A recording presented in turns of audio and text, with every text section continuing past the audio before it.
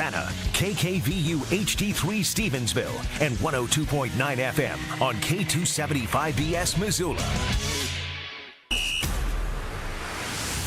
It's time for Montana's only daily sports talk show, Nuanez Now. Watch the show statewide on SWX Montana Television. I like football!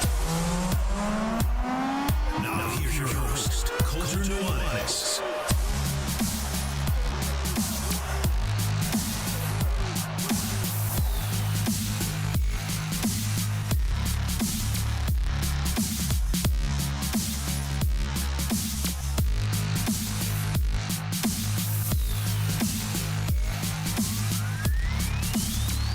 And all of a sudden, I'm back being into the NBA. What's up, everybody? Welcome in. Nuanez Now, ESPN Radio. Appreciate you for hanging. Hope you had a great weekend. I had a phenomenal weekend myself. Thanks to the gents for holding down the fort while I was gone. Myself and my brother, who, if you listen to this show, you know is a regular contributor. He and I and a group of 34 other guys, 36 total guys, made our way over to Brewster, Washington to play at Gamble Sands. An unbelievable course. We had a 3-day golf tournament of sorts, and it was certainly an awesome time to get away. Don't worry. Well, maybe you'd be into it. I think some people would be into it. Some people maybe wouldn't be into it. We are not doing all NBA all show today. In fact, I only have a couple things to say on the NBA today, but we are going to talk about the NBA a little bit more later on this week. When it is playoff time, I'm certainly excited about that. It's also about to be Stanley Cup playoff time as well. I know Hayden and Jeff broke that down on Thursday while I was gone, so appreciate them for their expertise there. But when I say I'm back into it, well, I've said this a lot, but if I was the sports czar of the world, I would make some adjustments to the NBA. But when it does become playoff time, I love it. I love watching at the highest level. I love some of the storylines we got going on right now. Right before the show, I just ran over to the sports bet machine to get a couple wagers in. So feeling the fever when it comes to the NBA. But we're going to go through a variety of other things here today. First of all, plenty of transfer movement coming and going. Money Williams has his new home. The Lady Grizz had a huge weekend this last weekend in terms of rebuilding their roster. It seems as if the Grizz men's basketball team also have had some pretty big wins in recruiting. But there's an interesting dynamic there when you're talking about analyzing recruits for men's and women's basketball. Part of that's just a familiarity thing. So we'll get to that. Also, Montana State has solidified their men's basketball roster. They've landed 3 transfers. And Montana State's women are basically standing pat, other than the addition of Braden Gunlock, who transfers from BYU but hails from Big Fork. So talking about all that, there's also a huge weekend in track and field for both the Grizz and the Cats. Some record-setting performances on both sides of the rivalry. The Montana Open is this upcoming weekend here in Missoula. So that's sort of like the big late spring event for outdoor track and field. And then the Tom Gage Classic in 2 weeks in Bozeman. That's sort of like the finale of the regular season of track and field. And then we're into conference championship season for track and field. We also have conference championship ramifications coming up in golf. That tournament's going on right now. Women's golf in the Big Sky Conference. Regular season tennis is in the books. The Grizz get past the Cats. They're the 2 seed, headed to the Big Sky tournament, looking for a repeat championship. And Grizz softball swept the weekend on the road, and all of a sudden they're in a tie for first place with Idaho State coming to town this upcoming weekend. So we have some thoughts on that as well, because the Grizz softball team in the mix for their first conference title ever. They've been to the NCAA tournament by winning the Big Sky tournament, never won the regular season since the softball program got off the ground. So we'll give you some insights, some statistics there. They're having a media event tomorrow, so Jeff Safford will be on the case down at the University of Montana. So he'll have some interviews for you coming out of that for later on in the week, and we'll have plenty of spring sports coverage here. It's wild to think we're only about a month away from spring sports being in the books, and football is always a dominant talking point around the state of Montana, but it feels like it's been even more dominant this time around, because on one side of the rivalry, Montana State's the national champs, so that's been sucking up all sorts of oxygen. But on the other side, you have this objectively completely, it's not just new, it's totally different coaching staff now at the University of Montana, just in their way of operation and the access that's provided to us. So we've been talking so much football, and we will again today. In hour number 2, we're going to talk plenty of Bobcat football because last week was so dominated by the Grizz after the Grizz spring game. So we basically are going to touch on everything that's going on right now in the wide world of sports. That's going to be the subject matter for the week. The Cats do have their spring game on Saturday, so we'll be in town in Bozeman for that. And then it gets to that time of year where we're just coming up with stuff that's fun to talk about. It's a fun time of year for us because it is a little bit of a challenge to be able to make a 2-hour show every day when you don't have specific things to cover. But you can also have some open-ended questions, some fun conversations, and it's just a little bit of a downtime for us as well. And I always look forward to that. So one last sprint towards the finish line here. We got about 3 weeks or maybe 3 or 4 weeks left of spring sports, and then we're into summertime, baby. So looking forward to all of that. So we'll talk everything from track and field to softball to men's and women's basketball to football here on today's show. You want to stream it, you always can, 1029ESPN.com. You can also always use the ESPN MT app. You can also always find us on Facebook, on Twitch, and on our YouTube channel. Please subscribe to our YouTube channel. Certainly helps us out.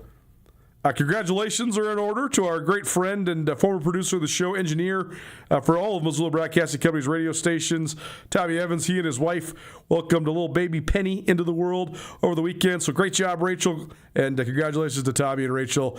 And you'll be missing Tommy on the trail for a couple weeks as he settles into dadhood, but certainly an awesome moment for those guys, and proud of them, and good job by them. And new member of the Missoula Broadcasting Company family, so certainly very cool. If you want to be a part of the show, 406-888-1029. That's 888-1029. Call it, text it. Text the best way, because if you text it, then Hayden can pass those texts along to me. So let us know what you're thinking about, what you're talking about, what you want us to talk about, the questions you have, the concerns you have, anything, everything. 406-888-1029. And all guests join us via the ESPN MT phone line. As always, coming to you through the Grizzly Disposal Studio. Grizzly Disposal now has one bin recycling. They can pick it up for you at your house twice a month. Cardboard boxes, aluminum cans, plastic, all that stuff. They can do it for you. You want to add the service or make the switch or both, 406-541-7171. That's 406-541-7171. Grizzly Disposal, the only bears that should be in your garbage. The last, 9 months, on Mondays, we usually have a ton of stuff to report on. And there was certainly plenty of sports happenings around the state of Montana and involving Montana athletes these last several days. But it was the first time I have not been working or covering an event basically since August. So that was really great to get away.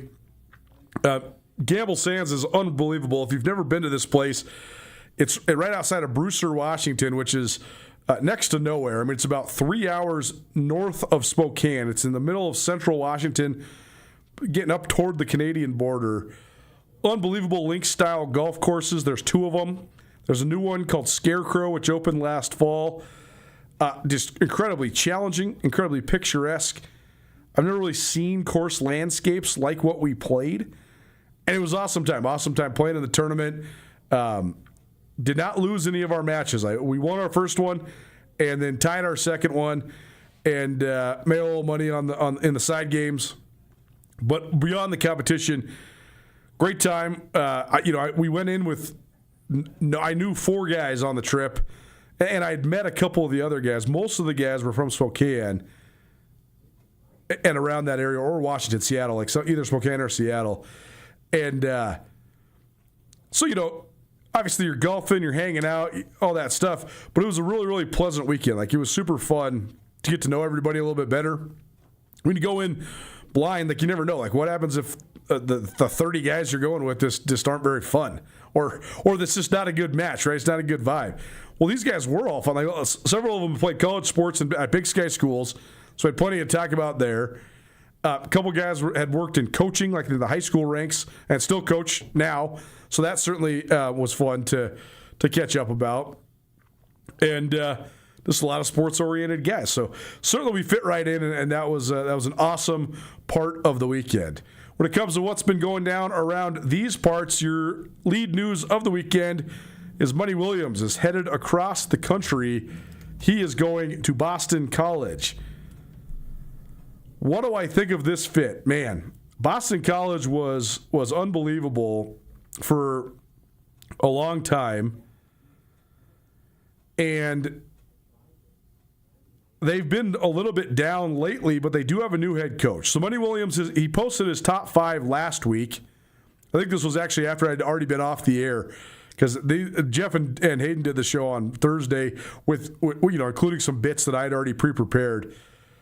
I talked about this with my buddies, but I didn't necessarily get to talk about it with all you fine friends. So Money Williams' his final 5 transferring from Montana included Missouri of the SEC, UNLV, who Money Williams dropped 30 points on in a non-conference win by the Grizz over the Running Rebels. St. Mary's was also in the mix for the 6'4" guard. And that makes sense because Chris Cobb, the former associate head coach for the Grizz basketball team, he took a job at St. Mary's a couple weeks back. Cobb had a great hand in recruiting Money Williams. And obviously had spent the last 3 years in Missoula with him. Santa Clara was in the mix. They were a very competitive team in the West Coast Conference this last year. And then Boston College ends up being the winner. BC, I think the things you need to know about Boston College, during the NCAA tournament, the UConn Huskies got a ton of face time, obviously, as a team that made it to the Final Four. And Bill Murray got a ton of face time because, well, he's Bill Murray, but also because his son was on Dan Hurley's staff. Well, Luke Murray now takes over as a first-time head coach at Boston College. So you got a guy that, one of his big transfer recruits is going to be Money Williams to try to build this thing around him. Again, Boston College has had some great teams. They have made it to the Elite Eight of the NCAA tournament 3 times, and they've made it to the Sweet 16 another 4 times. They've been in the NCAA tournament a whole bunch. In the old Big East, they were super competitive. They've had a hard time keeping pace in the Big East for about the last 20 years. The last really great Boston College team I remember is, the last time they made the NCAA tournament was in 2009. So it's been a little while. The last really great Boston College team I remember was in 2006. That team had Troy Bell, Craig Smith. That team beat Montana in the second round of the NCAA tournament. That's the last time a Big Sky Conference team won a game in the Big Dance. Crazy that it's been 20 years, but it has. And that Montana team beat Nevada, upset them in a 12-5 upset, and then lost just barely in the second round to Boston College. It's been a little while, though, since Boston College has had like that level of player. Like their last truly great player was probably Jared Dudley. He was the ACC Player of the Year in 2007. He then went on to play in the NBA for quite some time. They've had a couple other guys make it to the NBA. Reggie Jackson, who was a long-time contributing point guard in the NBA, played for the Clippers, played for the Pistons, played for the Thunder. He's had a good, long NBA career. He's a Boston College guy. Olivier Hanlon was another guy that had a cup of coffee in the NBA. Jerome Robinson was a first-round draft pick by the Clippers out of Boston College. The last guy Robinson, though, was the last guy Boston College had drafted. So that was almost a decade ago.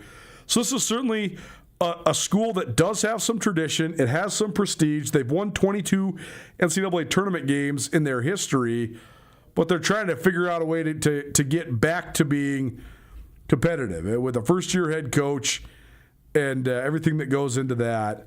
They were in the NCAA tournament in 24. So excuse me, I misspoke there. Oh, sorry, that's the NIT. I was right. 2009, their last NCAA tournament bid. They were in the NIT 2 years ago.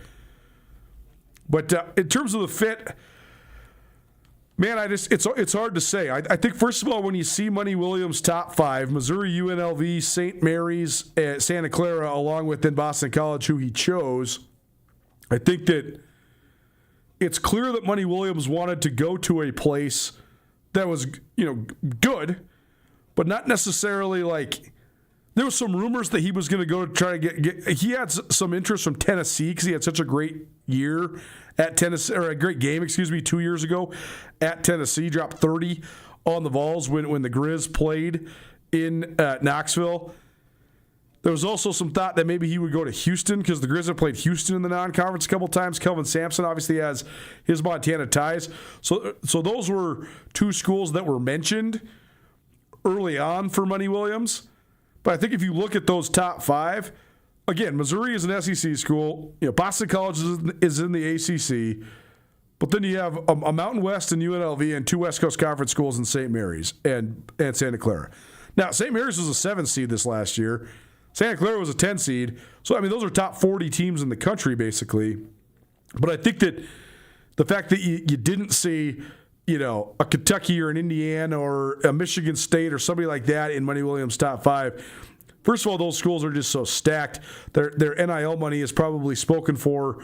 Their big ticket NIL money. But I think it's also pretty clear that Money Williams wanted to go to a place where he could still be sort of the man, like the man with the ball in his hands, the man that is creating and is a high-usage guy. I've said this stat on the show a bunch, but I think it's very indicative to the style that Money Williams plays.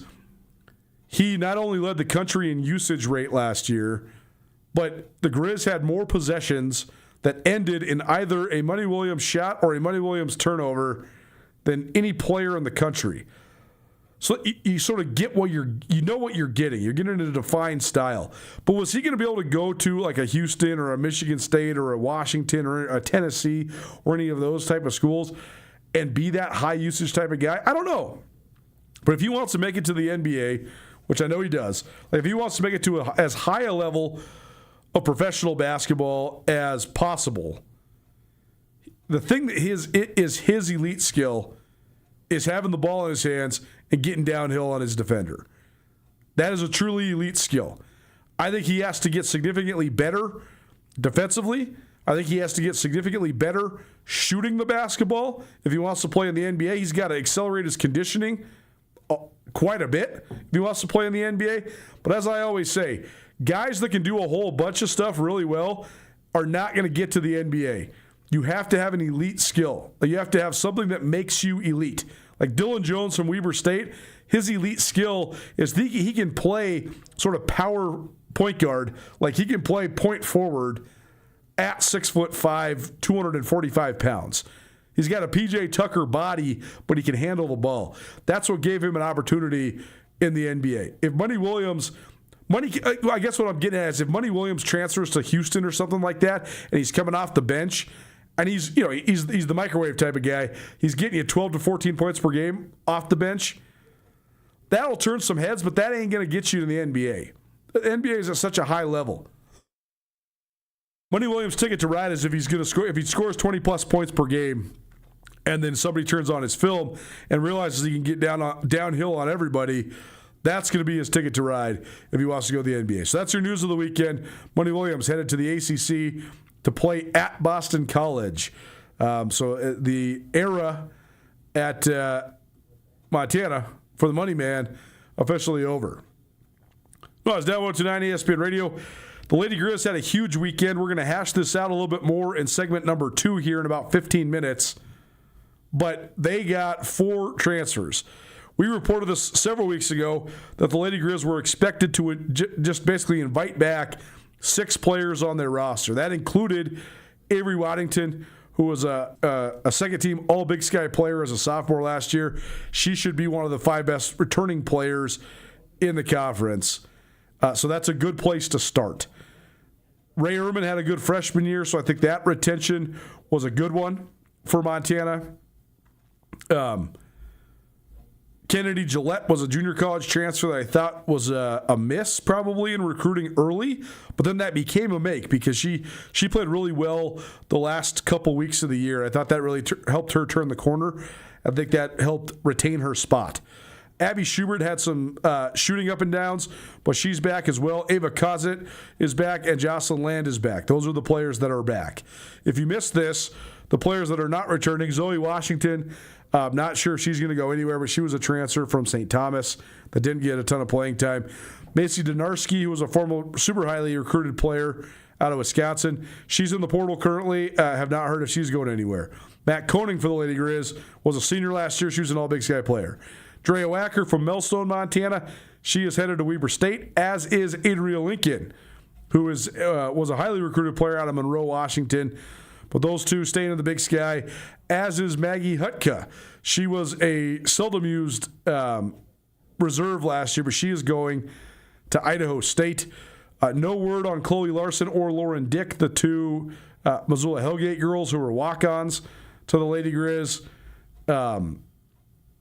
But that's sort of where we're at with the Lady Grizz roster. You have those 6 returners, and then you add what I think are going to be 4 pivotal and key players for Montana. I think Montana significantly upgraded their talent by the 4 players that they've added in the portal.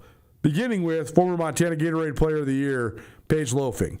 She is an unbelievable player. I thought she was one of the best small school players I've ever seen in high school basketball at Huntley Project.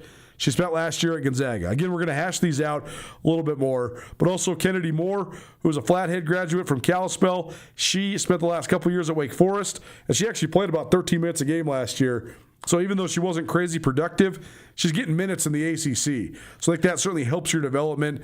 I think she's a good addition as well. Those are 2 of the premier. There was basically 4 premier players from Montana that were playing out of state that entered the transfer portal. I guess 5. Brianna Williams from Billings Skyview, former 2-time Gatorade Player of the Year.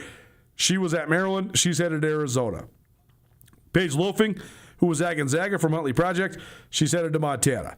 Braden Gunlock, who was from Big Fork. She was playing at BYU. She's headed to Montana State. Kennedy Moore from Flathead, who was playing at Wake Forest. She's also headed to Montana. And then the 5th one is Elise Abey. She's from Laurel. She was playing at Idaho State. She'll stay out of state and play at Eastern Washington. So there's a lot of Montana girls that are playing Division I basketball right now. But the fact that 2 of the best that were on the open market, Loafing and Moore, are going to Lady Grizz, those are good gets for Nate Harris and his staff. Then they also added Shay Shippen, who is from Idaho Falls, Idaho. She spent last year at Columbia, but she's the all-time league scorer in the history of high school basketball in the state of Idaho. More on her in just a little while as well, because she has some crazy family ties. And then the 4th is Dom Neslin. I'm not sure what the connection is here. Dom is from Phoenix, but she played the last couple years at High Point. High Point has been an NCAA tournament team each of the last 2 years, and she was a starter there at High Point. So I think that's probably a pretty high-quality Division I transfer as well. Again, about 10 minutes from now, we'll do more on the group of Lady Grizz. When I say there's a different way of analyzing the men versus the women, I think part of that's because, I know Paige Loafing is a really talented player because I have watched her play in high school multiple times during her time at Huntley Project. You can say, okay, Class B or whatever, but I've seen her play at all-star tournaments. I know she's on a premier AAU team. I mean, she had offers from a whole bunch of really prestigious schools coming out of a Class B high school. She also grew up in Billings, so she's from a city, even if she went to a Class B school. But I've seen her play. I've seen Kennedy Moore play. I watched Kennedy Moore in the state championship game for Flathead a couple years back. So I know what those gals can contribute. I've never seen Shippen play, but I'm familiar with the highest level of high school basketball in Idaho. If you're the all-time league scorer at Skyline High School in Idaho Falls, that's good. You're a good player. You have the talent to play in the Big Sky Conference.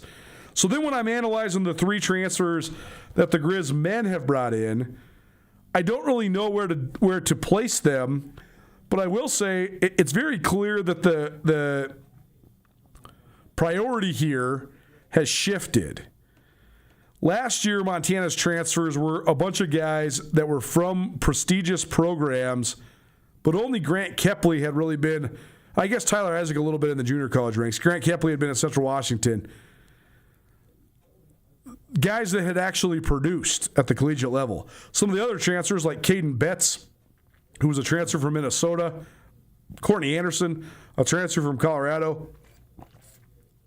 Those guys were high-level recruits coming out of high school, but they hadn't really done anything at the Division I level. So it's hard to evaluate, like, can they actually play at the college level? You want to say that the guy that was the 4-star recruit is a 6'9" stretch 4 who, goes to Minnesota and plays at the Big Ten. You want to think that guy can play, but Caden Betts never really played. He's mostly just been hurt for the majority of his college career.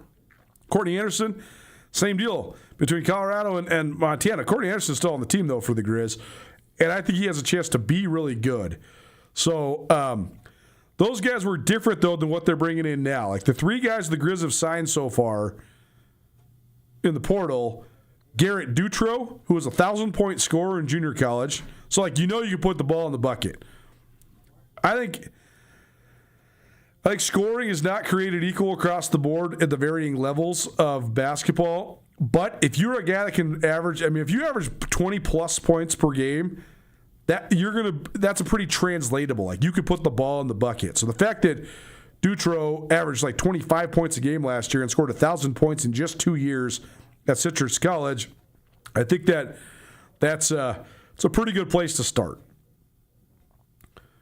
Jordan Clark, our transfer from Central Washington, I don't know. Is this Grant Kepley 2.0? Kepley was, a fine player, but you got to be better than that if you want to go back to the NCAA tournament. Not just him. The Grizz just need to be better than they were roster-wise. They had an elite player in Money Williams, and they had a good, solid player in Tajon Sawyer, and then they had a couple really good, promising freshmen in Kenyon Owino and Tyler Thompson. Other than that, and I thought Brooklyn Hicks was pretty good too, a transfer from UNLV, but he seemed to not be able to really fit in with the, I don't know, how do you say? It didn't really seem to mesh until the end, and then he actually played well down the stretch, but he still hit the portal. I don't know what to make of Jordan Clark. He was productive at Central Washington. He's a 6'2" guard. I think the fact he's from Renton, Washington, he went to Seattle Christian High School. Travis DeCuire's from Seattle, head coach for Montana men's basketball, so I almost guarantee you that DeCuire has a previous relationship with him or has somebody on staff does. Maybe Rasheed Wortham, who's also from Seattle, assistant coach for the Grizz. So I bet you that they know about this kid, so maybe it's a little bit better of a fit. But a guy like Jalen Brown, for example, he's a D2 guy. He's from Cal State Dominguez Hills, but he was an All-American. So if you're getting a guy who's a 1,000-point scorer in junior college and you're getting a guy who is a proven, 16 points per game guy who was an All-American player at Cal State Dominguez Hills, I think those guys have a pretty good shot to be pretty good. I know I said in the past, when Courtney Anderson, for example, first committed to the Grizz, I said, if you are the Grizz and you would have got that guy out of high school, out of Vallejo, California, in the Bay Area, you would have been stoked to get a 4-star, 6'5" combo guard. Then he goes to Colorado, sort of reroutes his way, and then he gets to Missoula. I know I've said that in the past, but I do think that the way we're sort of going is, if the Grizz are going to be a minor league system and their best players, like Malik Moore 2 years ago and Money Williams now, are just going to transfer up to Power 4, Power Conference teams, I think you got to play the game a little bit. I think you have to be a little bit of a use it as a minor league system as well, right? Go get guys from Central and Western Washington. Go get guys from Cal State Dominguez Hills. If those guys can play. I don't know. I think that's the part that's frustrating for fans and for followers is you never know what you're going to get and you never know how it's going to mesh. 2 years ago, the Grizz have the good fortune of having Joe Pridgeon fall in their laps. He's married to a gal from Kalispell. They wanted to be close to family. He finds his way to Montana. He basically goes from a walk-on into a first-team all-conference player, even though he's a guy that had already played 5 college basketball seasons. You pair him with Kai Johnson and some of the other incoming transfers, and then you make those guys mesh with guys like Brandon Whitney and Tajon Sawyer and Money Williams, and you win the league, and you go to the NCAA tournament. That's good. That's what happens when it goes well. Then this last year just doesn't mesh quite as much. They needed more out of Kepley. They needed more out of Betts. They needed Anderson to not get hurt. So, and I mean, don't get me wrong, the Grizz played for the Big Sky Championship, so they were knocking on the door of going back to the NCAA tournament. But you just never know how guys are going to mesh. That's why this is such a crapshoot. So, like, again, I can see the side where you got a guy like Courtney Anderson who transfers from Colorado, but if you would have got that guy as a 4-star recruit out of high school, man, you really like that get. On the other hand, you know that Garrett Dutro could put the ball in the basket. The dude scored 1,000 points in junior college. So like that you can just see all the different ways this guy can create his shot. Like when he's averaging 25 points per game last year, that comes across on the film, I'm sure. So there's two. I can see either side of it. I can see either way of doing it. And honestly, I think a lot of it comes down to chance. Like how do guys mesh? How do they get along? How do they like Montana? How do they settle in at Montana? It's an inexact science, and I don't envy college basketball coaches. Let's just say that. Couple other things to add when it comes to the Montana State side of things, but we're already up against it. So we'll take a break. We'll come back. We'll keep on talking basketball transfer portal. We'll also hash out the Lady Grizz situation and give you all the rest of the updates from the weekend as well. Don't change that down. Keep it right here. You're listening to 102.9 ESPN Radio. Buying a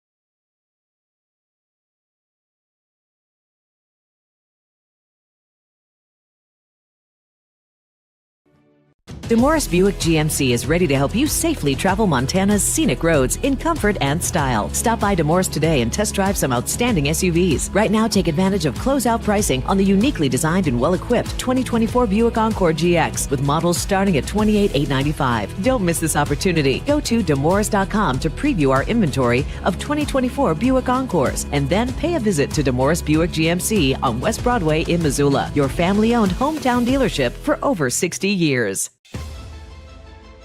It's easy to see why Montana is the treasure state. At the University of Montana, we look inside. We see an old truth with fresh eyes, that Montana's greatest treasure is its people. So whatever tomorrow brings, we meet it the only way we know how, with a mind for making. Because what's made in Montana is remaking the world. ESPN Missoula Sports Center.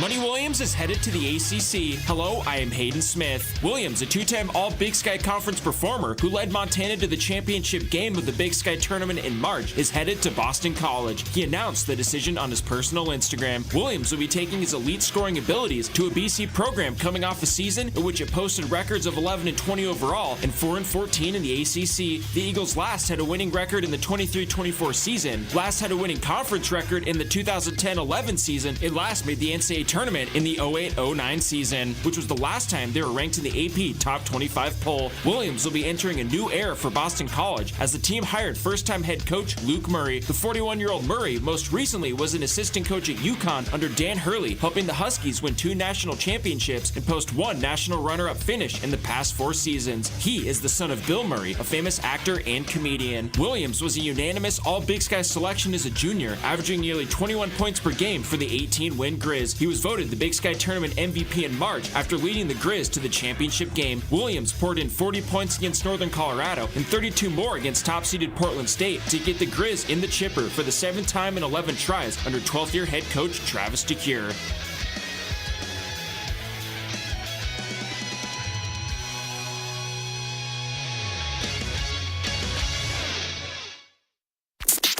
This is Nuanez Now on 102.9 ESPN Radio Missoula.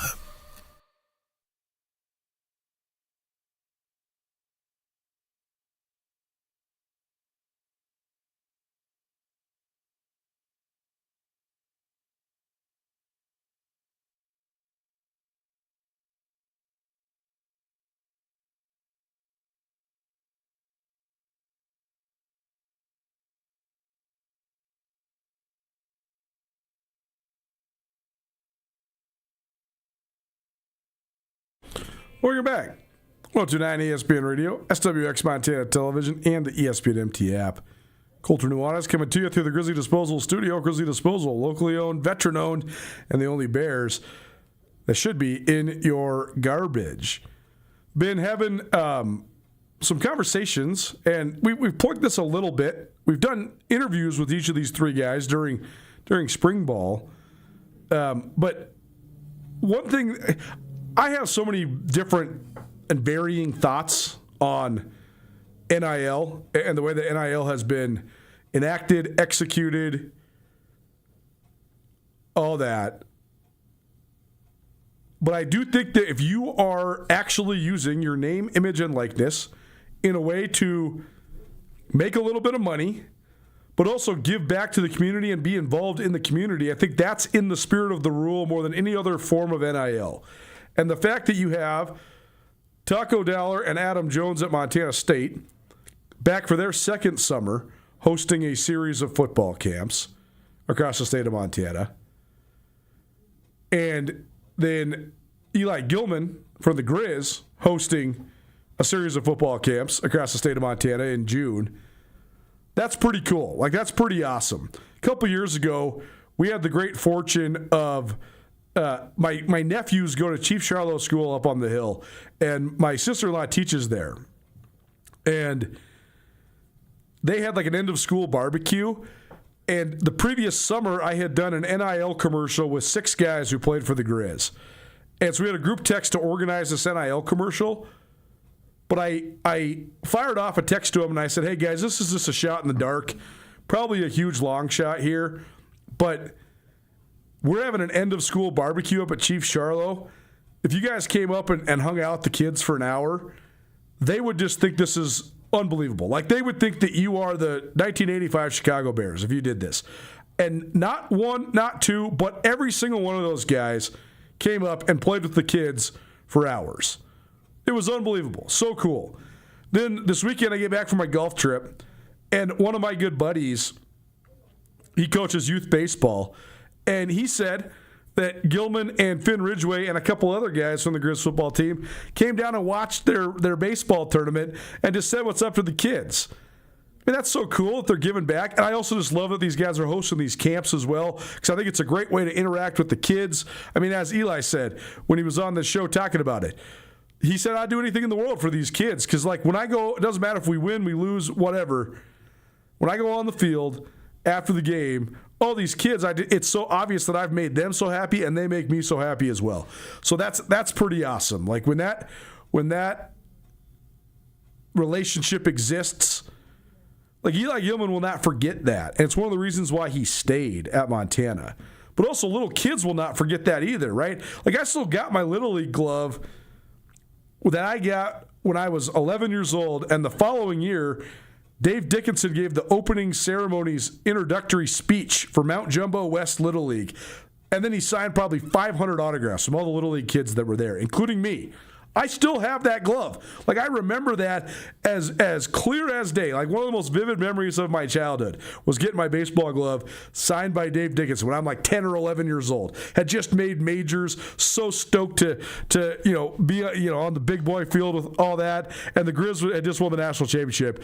I mean, might as well have been Dan Marino or John Elway's autograph, right? I mean, Dave Dickinson to me at that age was just as famous as anybody else. That's how Eli Gilman is to these kids in Missoula that love the Grizz. That's how Taco Dollar is to these kids in Bozeman that love the Cats. It's a really cool dynamic. So I was just working on some stuff. We're helping these guys promote these camps because I just think it's a great thing. I don't care if you're a Cat or a Grizz. This is awesome. I think you should go to camps from both these guys. Even if you were a Cat or a Grizz, I would go to the other side of the camp too. Why not? Like, why not go have a fun day getting coached at an elite level by a bunch of great athletes and also by a bunch of young men that really, really, really want to give back? These guys aren't doing it on their own. Their teammates will be helping them as well. I was just looking at the revamped version, though, of EliGilman.com. It looks amazing, but the number one thought I had, there's a banner on the top that's basically a highlight reel that we put together of some of the best runs that Gilman has had the last 2 years. Man, I just really hope that people don't take this guy for granted. Like, he's already been an All-American. He's already rushed for 3,500-something yards. He's almost got 50 touchdowns already. But the fact that he decided, first of all, to come to Montana as the Minnesota Player of the Year in high school, and then to stay at Montana. I mean, he was the National Freshman of the Year in the FCS. Guess how many National Freshmen of the Year, since the Jerry Rice Award was reinstituted, have stayed at their respective schools? The answer is none, besides Eli Gilman. So the fact that he put his name on a national pedestal at a very young age, and then has continued to carry the Grizz and continued to get better. And then he's the Big Sky Offensive Player of the Year last year. I'm just watching this highlights, and I'm just thinking to myself, like, I just hope that nobody takes this guy for granted. I know last week one of my main standout guys was from the spring game was Hashim Jones, and I mentioned that if Gilman went down, that Hashim Jones is a capable backup. But it is impossible to replace the best player in the country. And to me, Eli Gilman is among, if not the best players in the country. Like, some of these highlights are ridiculous. The way he can stutter step in the hole and then boom, he's gone up the sideline or up the crease. It's crazy, man. It's an unbelievable skill set, and I hope people don't take it for granted. Go check out the revamp website, though, EliGilman.com. We're still working out the mobile bugs, so if the video up top looks a little bit squished on your mobile device, that's fine. We'll that'll be all ironed out. This is made. I'm watching it on my desktop right now. It looks awesome. But these guys are doing a great job in getting their names out there and trying to have an opportunity for kids to attend. So if you'd like to go to those camps, you can go to EliGilman.com. Or you can go to Taco and Adam SummerFootballCamps.com as well. We'll have more on those guys later on this week because we're going to have some Cat spring game coverage. But the point here of this is don't take Eli Gilman for granted. And if your kiddo needs something to do this summer, you should sign up for one of his 4 camps. Man, like that run that is going on my screen right now, just ridiculous, man. He's a special, special player. I mean, this run against Montana State up the sidelines, gone. Boosties. So fast. Don't take it for granted. He's an unbelievable talent. And if you can't, support the Caps, EliGilman.com. I wanted to get in the Lady Grizz, and we will on the other side. Don't change that dial. Keep it right here. It's 129 ESPN Radio.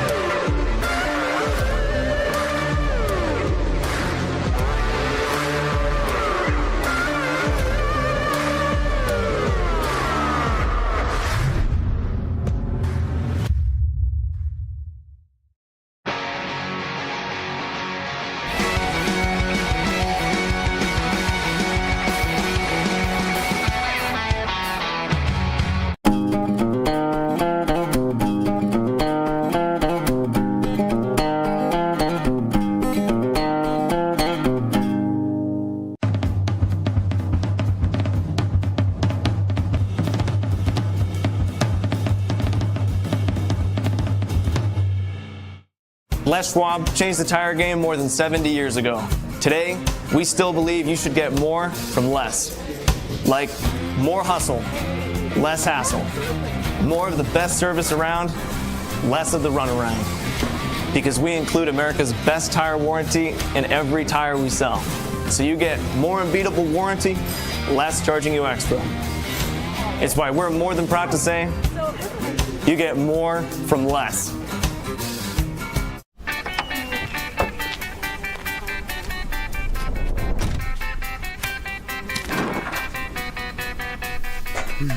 What do you expect me to say to her? She's getting married in 30 minutes. We're doing everything we can. John, can you hear me? John.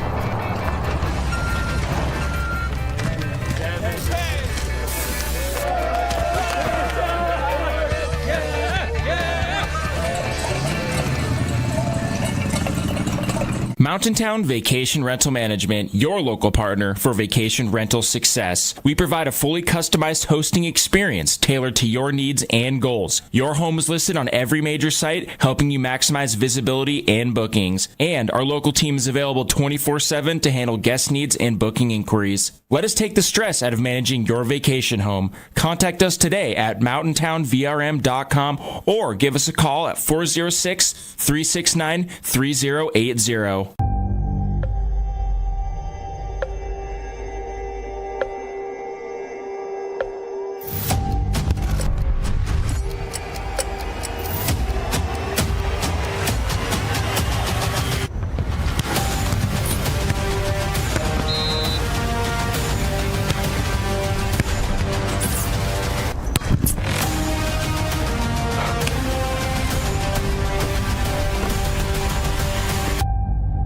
On ESPN Radio.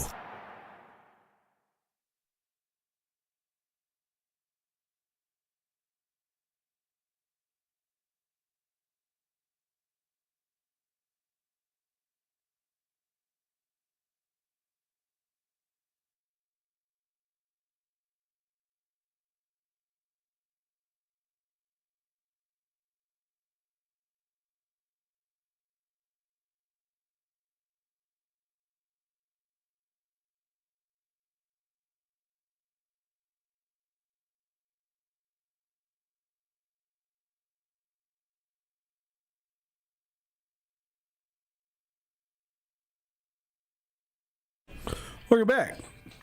1029 ESPN Radio, SWX Montana Television, and the ESPN MT app. I'm Colter Nuanez, coming to you through the Grizzly Disposal Studio. Grizzly Disposal, locally owned and veteran-owned, the only bears that should be in your garbage. The transfer portal continues to work. I can't really believe, but I also can totally believe that there's basically like it's not a full industry, but there's like a segment of the sports media business model that's like built off of transfer portal coverage. Like there are several reporters that's what they do. Like they monitor the transfer portal and they tweet about the comings and goings. Like there's several national college basketball reporters that their whole timeline, especially this time of year, is transfer portal entries and transfers. Like where somebody's going from and to.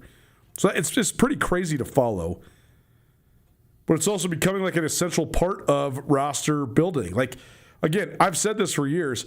You can hate on that all you want, and you can dislike as a fan or as a follower the lack of team continuity, the new faces you have to learn about, not just on the team or school that you follow, but for everybody else around the conference every single year. I mean, there's been I do this for a living. I watch these teams religiously during the winter.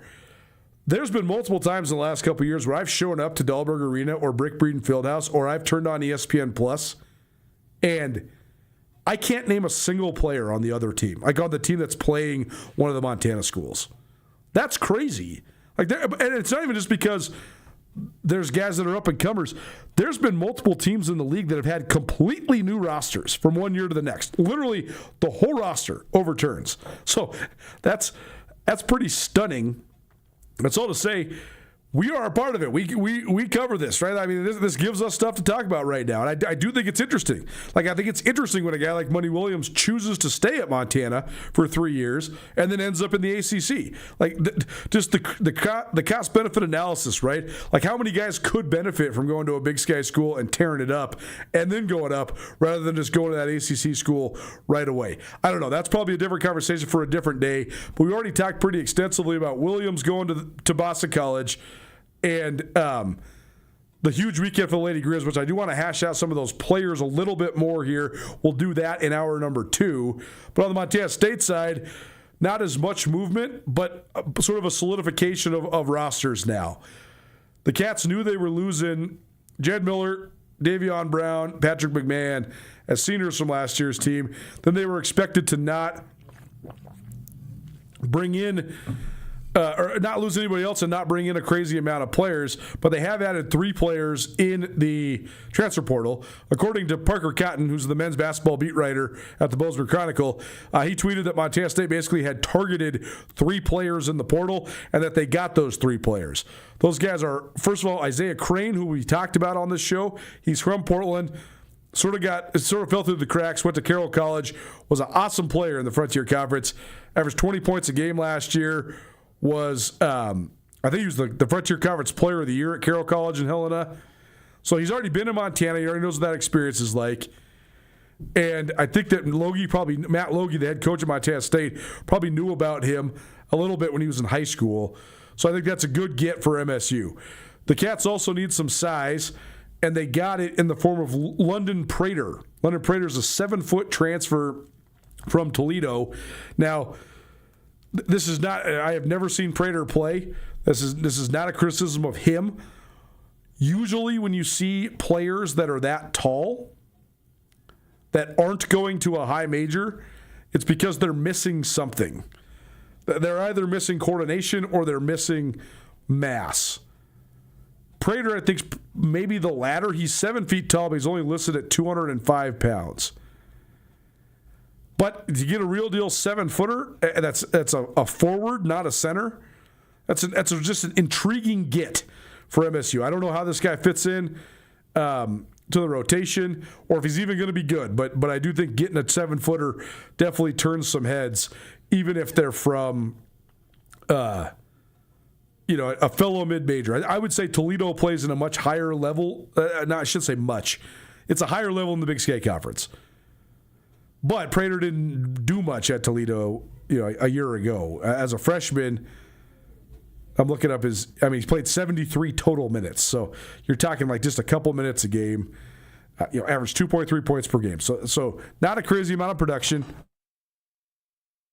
But if he's got skill, I know they've been recruiting him since he was in high school as well. Zach Payne, assistant coach at Montana State, tweeted about that earlier, I guess, over the weekend.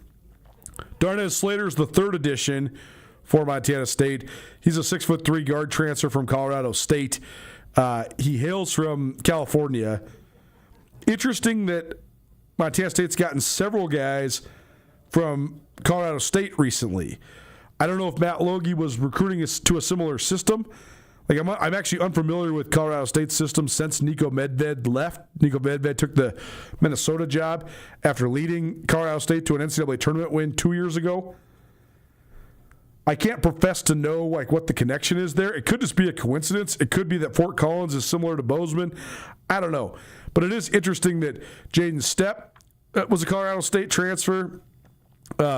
Max Agban-Polo was a Colorado State transfer. He had a couple other stops too, but he had spent some time there.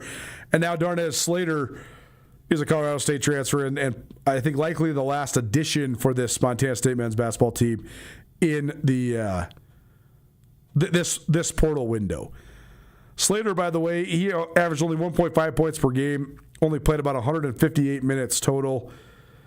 So he's only a redshirt freshman. So I'm not sure where he fits in the mix for Montana State, but that's sort of your news of the day for Bobcat men. On the women's side, I think they're going to expect it to be one of the top, if not the top contenders for the Big Sky Conference title.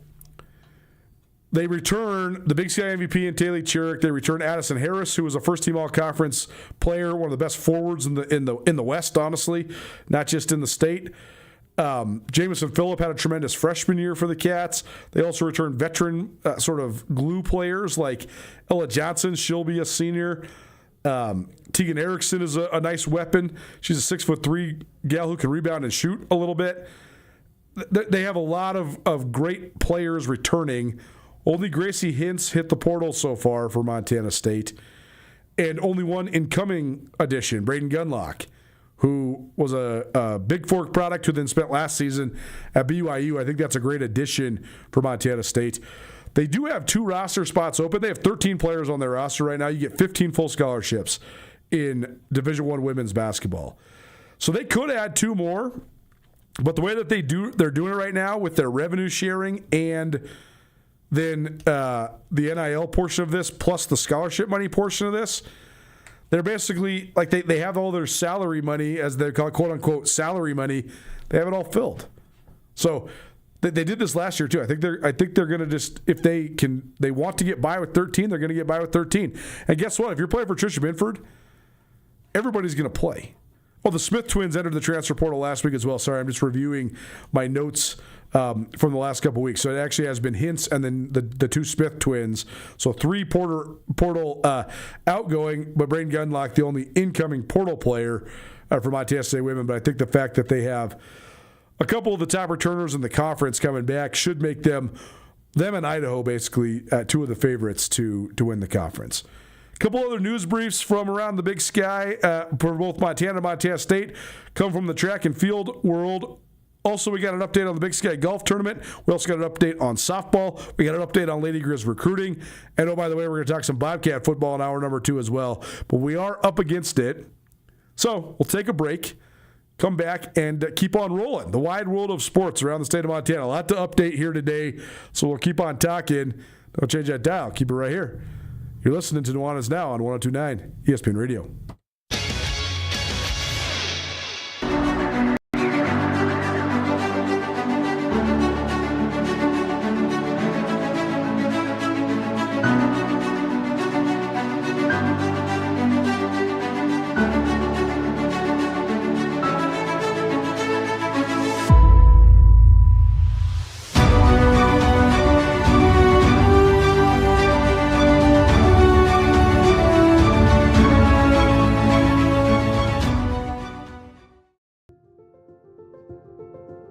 Life can change in an instant. If you've been hurt in an accident, suffered from medical negligence, or are facing criminal charges, you don't have to face it alone. At Ryan Miller & Coburn, we're here to listen and fight for you. We're your neighbors, traveling across Montana to stand by your side as your link to justice. Real people, real help, right here in Montana. Ryan Miller & Coburn, your Montana attorneys. DeMorris Buick GMC is ready to help you safely travel Montana's scenic roads in comfort and style. Stop by DeMorris today and test drive some outstanding SUVs. Right now, take advantage of closeout pricing on the exceptionally designed 2024 Buick Envision with models starting at $39,795. Don't miss this opportunity. Go to DeMorris.com to preview our inventory of 2024 Buick Envisions and then pay a visit to DeMorris Buick GMC on West Broadway in Missoula, your family-owned hometown dealership for over 60 years.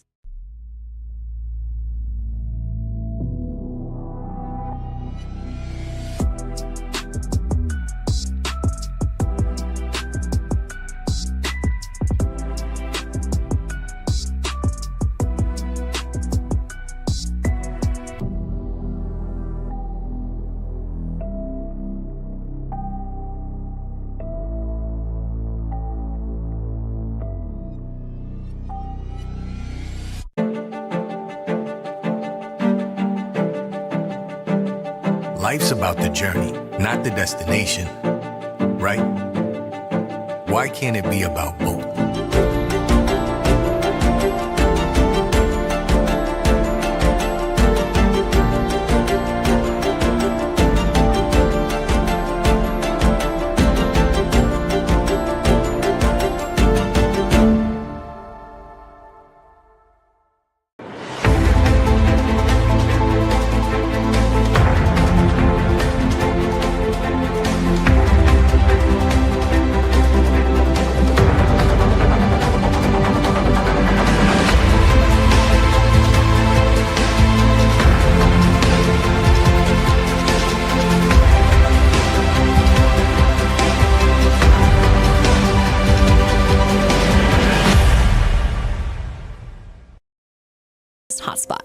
ESPN Radio for Western Montana, KKVU HD3 Stevensville, and 102.9 FM on K275BS Missoula.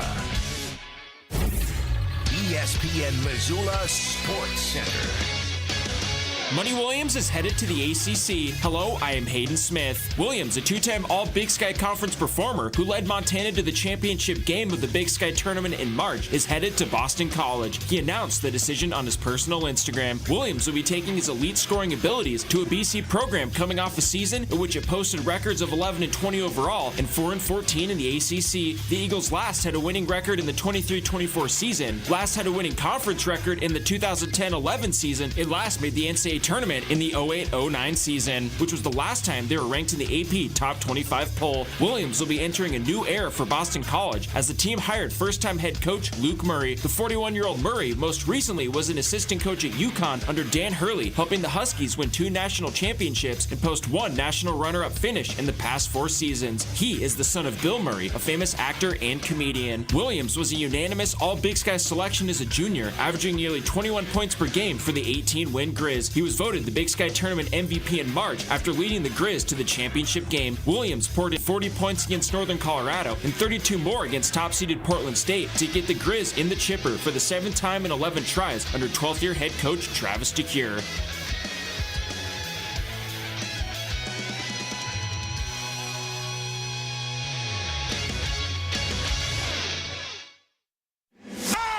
It's Nuanez Now on 102.9 ESPN Missoula.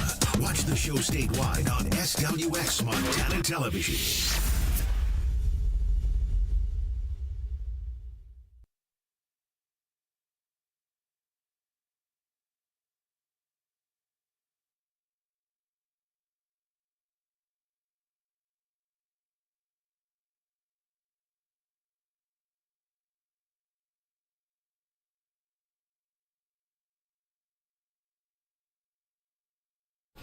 Welcome back. 102.9 ESPN Radio, SWX Montana Television, and the ESPN MT app. Colter Nuanez coming to you through the Grizzly Disposal Studio. Grizzly Disposal has construction roll-off boxes for your construction project. Don't wait days or even weeks. Grizzly Disposal can get you yours within 24 hours. They have them in stock. They can get them to you fast. Visit grizzlydisposal.com or call 406-541-7171. That's 406-541-7171. Grizzly Disposal, the only Bears that should be in your garbage. Other best of the weekend from this last week. By the way, if you're missing the show, we talked tons of transfer portal stuff because Money Williams found his destination. He's going to Boston College. We also talked about the Lady Grizz and some of their key additions. More on that here in just a quick minute because I have a couple more points to make about the quartet that Montana is bringing in. We also gave you the news of Montana State's 3 transfer additions on the men's side and 1 transfer addition on the women's side, and sort of where we're at roster-wise with the 4 Division I basketball teams from around the state. We also talked some Eli Gilman. We talked some summer camps, and also talked a little bit about my golf weekend as well. All of it on the Nuanez Now podcast, which is available on all your various podcast hosting platforms. Please rate, review, subscribe. Okay, other news briefs from around the Big Sky. The first of 3 days of Big Sky Conference golf is underway. This is women. The Big Sky Women's Golf Tournament underway. This is being played in Litchfield Park, Arizona, at the Wigwam Resort. The NAU is out into the lead with a cumulative round of -2. The Northern Colorado, Montana State, 2 strokes behind as teams at even. Then Sac State is coming in 4th at +3. On the individual side, Montana State has 3 gals in the top 10. So they're certainly in the mix for conference championship. Nora Seidel led the way. She shot a first round 3 under. So that's setting the pace for Montana State. She's the highest ranked player right now on the leaderboard from the state of Montana. Ava Hines is in 6th place. She shot 1 under today. Sorry, I'm not giving you the actual score. It's okay, par 71. I was trying to find a scorecard. So par 71. So 68 for Nora Seidel. 70 for Ava Heinz. She's in 6th place for Montana State. Then Lauren Greedy, who's one of the best golfers in the league, she comes in at even par. She was as low as 2 under, gave a couple back. She was as low as 1 under, but as high as +1. So to come in at an even par 71, she's certainly still in the mix, tied for 10th. When it comes to the Grizz, their top golfer, again, Cats have 3 in the top 10.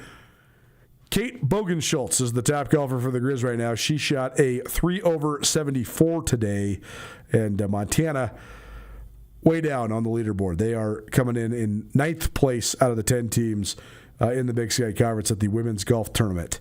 So we'll have an update for you on that tomorrow as the second day plays out. Record-setting weekend in track and field for a couple of truly local athletes for the Grizz. Hunter Loesch, he was the Montana Gatorade Athlete of the Year last year at Corvallis High School. He's one of the great javelin throwers in the history of the state. He had the best throw of his college career this weekend for the Grizz. Loesch threw 230 feet and 7 inches. He got 4th in an incredibly competitive field at the Mount Sac Relays. That's a top 10 throw in the West so far this year. So that basically qualifies him for the West Regional.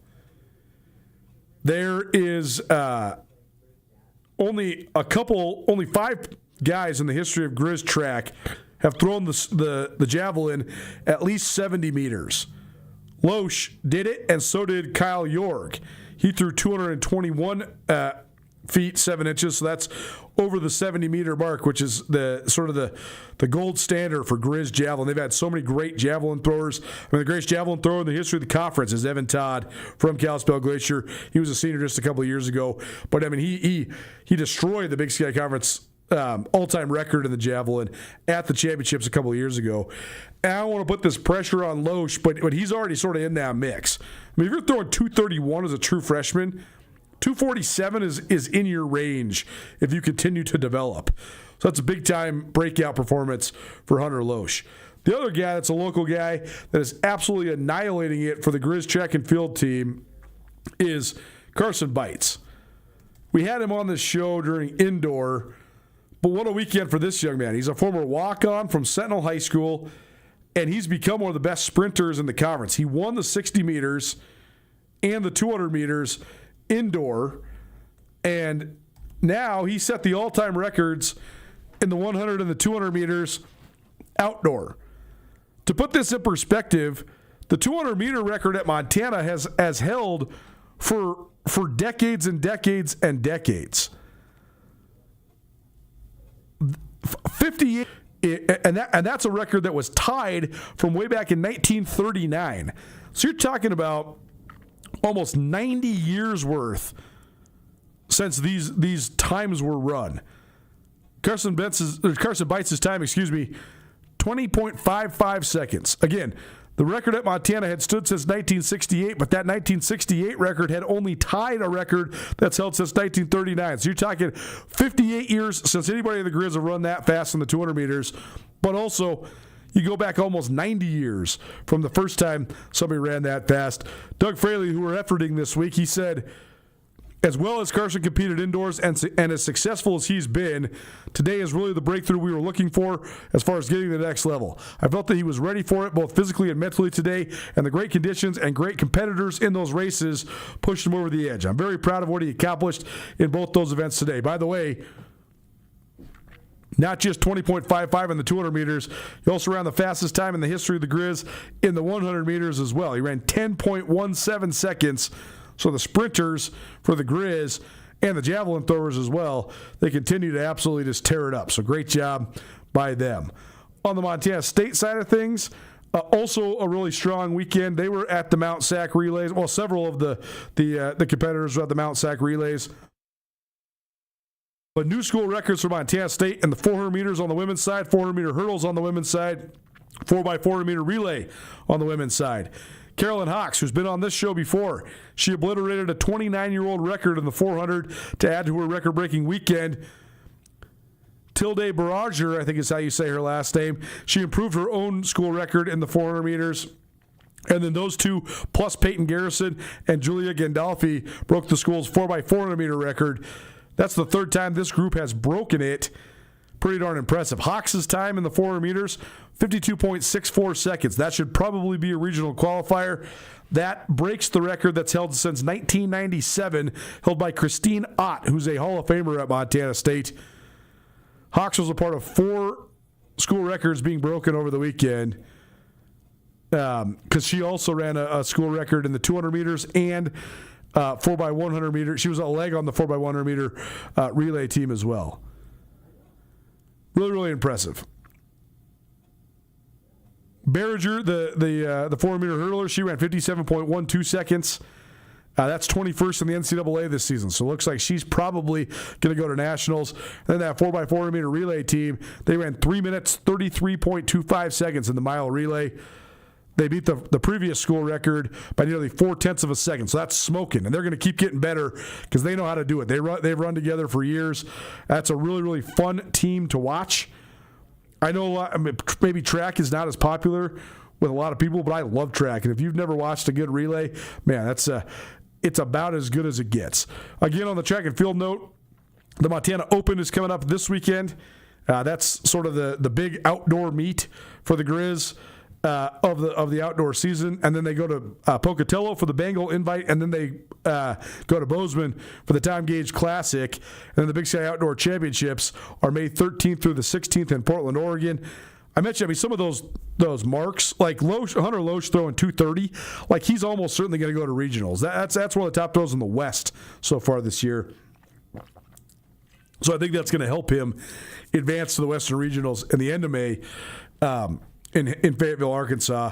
I also think some of those times, like that hurdles time, that long hurdles time, that 4x400 time, those are probably going to be right there for regional marks as well. So the outdoor championships for the conference are really important, no question. But also, you got some pretty competitive marks that might help those athletes advance quite a ways. So you're talking 5-6 more weeks to continue to try to peak. So it'll be interesting to see how that process goes for all these great athletes that we're talking about in the wide world of track and field.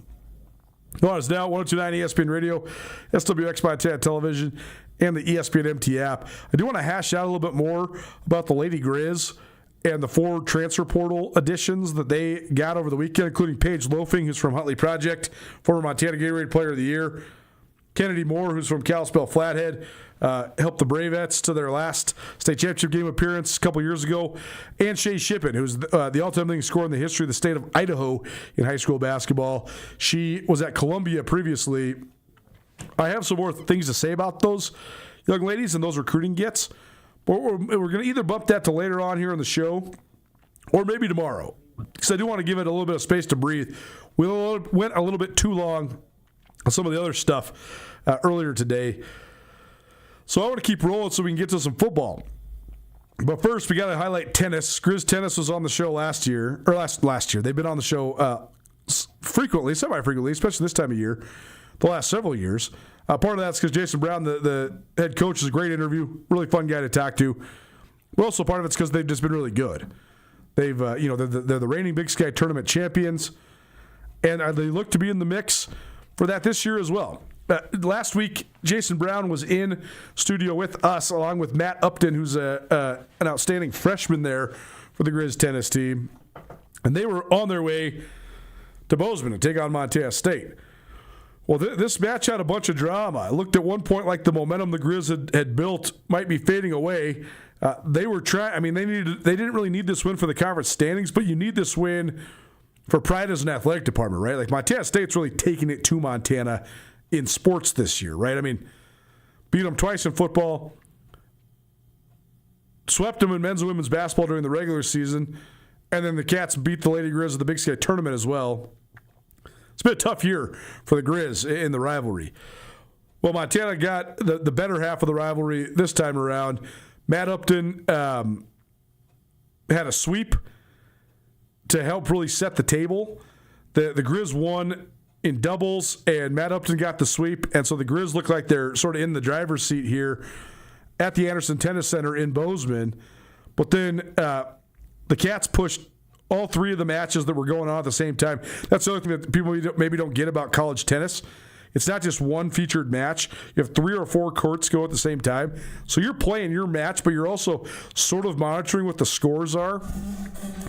You kind of know where you're at as a team while your match is going on. So Montana State pushes. They win the second set in all 3 of the matches that are going on in the 3 courts there at the Anderson Tennis Center, basically sending each to a deciding third set. But then Tom Bittner slammed the door. He's the best tennis player in Montana. I would venture he's the best tennis player in the Big Sky Conference. He's one of the best tennis players in college tennis. I mean, he is a tremendous, tremendous player. He's in the twilight years of his Grizz career, but I think this guy will be a guy that's a pro. Like, I don't know if he's going to be a top 100 player or anything like that, but I think the day he goes pro, he'll be able to be like a top 300, top 400 player in the world, and he'll be able to make plenty of money playing tennis. He's a really, really, really good player, and he dominated his third set. That shifted the momentum back to the Grizz, and Montana ended up winning 5-2 against Montana State. That's the third straight win for the Grizz. They finished the regular season with a 6-1 record in Big Sky Conference play, and they now turn their attention to Phoenix and defending their conference title that they won at the Big Sky tournament a year ago. Grizz come in as the 2nd seed. They had a heartbreaking loss to Northern Arizona, which could have gone either way, but that 4-3 loss gives the Lumberjacks the number 1 seed. Meanwhile, the Bobcats 7-12 this year, 3-4 in league play, so they'll take the 4 seed into the Big Sky tournament.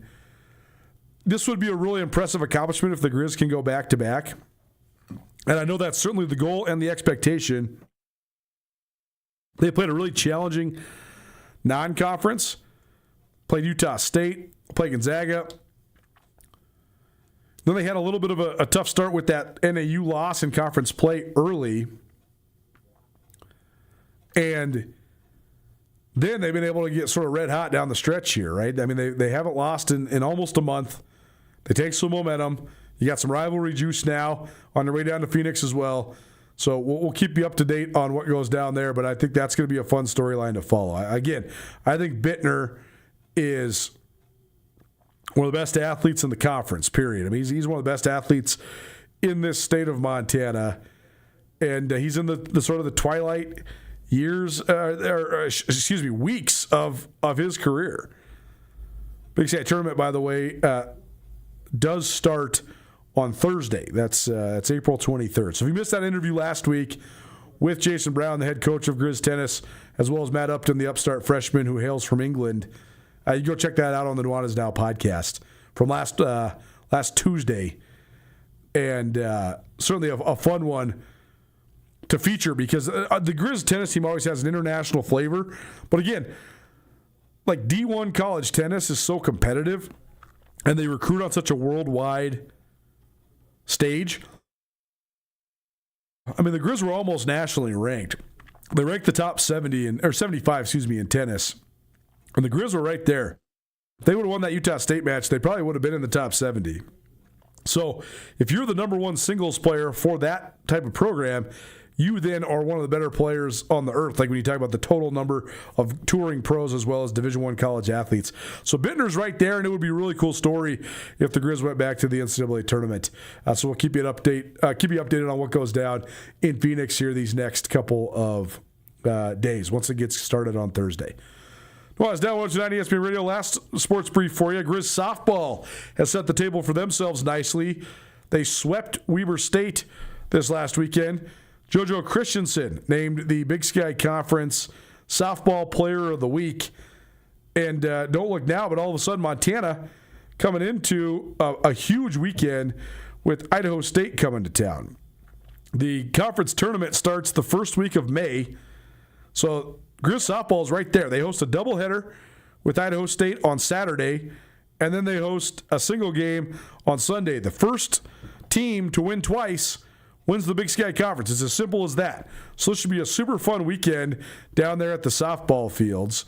1 p.m. and 3:30 p.m. Saturday if you'd like to go down to the Grizz softball complex.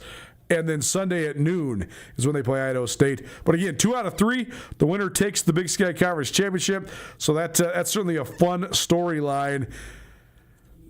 Grizz softball got off to a great start when they first founded the program. Jamie Pickerton took over in 2015, and he got it going pretty early. The Grizz were actually pretty competitive in year 1. And then in year 2, they were right there. They finished above 500. They also had a 14-7 conference mark. They finished 3rd. And then in year 3, they were 35-24 with a 15-6 conference record. They finished 2nd in the league, but they made it to the NCAA regionals. That helped Jamie Pickerton get the Iowa State job. Enter Melanie Michael, and Grizz softball has just struggled to get back to that level. But Michael resigned in May of 2024. They brought in Steph Ewing. She had a little bit of growing pains early, but now she's got it rolling a little bit. So that's if softball is good for the Grizz, it's just I think softball could be popular. Look at what women's soccer has been very good at Montana, and look what they've been able to do the last couple of years. I mean, they're drawing 1,000+ fans for most of their home matches, and when they hosted the Big Sky tournament, they drew 2,300 fans. So here's the simplest way to say this. If the Grizz win 2 out of the next 3 against Idaho State, they earn the right to host the championship next year. That's how it works in sports like softball. The champion from the current year, they host the following year. So the Grizz soccer team, even though Chris Chidovitsky's gone and 10+ players hit the transfer portal, they still host the Big Sky tournament next year because they won the regular season this year. So if the Grizz were able to do that, if they were able to win 2 out of 3 against Idaho State, now you're talking about hosting the tournament next year. Imagine if the Grizz were playing Idaho State or Idaho or Weber, Sac State, in a Big Sky tournament semifinal or championship game in Missoula. I think people would show out for that. I really do. I think that I would go. I mean, I know Novel Concept, the guy that has a radio show, would go to a sporting event. But I do think that'd be a draw. I think that would be something that people would want to attend. So I think this is a huge moment for Steph Ewing and the Grizz softball team. Because that would be really cool if they could, not just the fact that you hang a banner, that's what you play for, but just to bring that event to Missoula would be great. I mean, I know there's a lot of people listening out there that have probably either been involved with kids who were playing or they knew kids that were playing softball. Softball's always been big in Montana. They just didn't have a Grizz softball team until 11 years ago. So think about the ASA tournaments and the amount of talent around here. State softball tournaments draw really well around Montana. So I just think there would be a lot of people that would be interested in that. That could be a super cool moment for Grizz softball. Nuanez Now 129 ESPN Radio. Jeff Safford will have more on Grizz softball later on this week. They have a media availability tomorrow, so we're not sure if that's going to provide some one-on-one opportunities or if it's just going to be a media scrum. But either way, we'll have some actualities from those interviews, and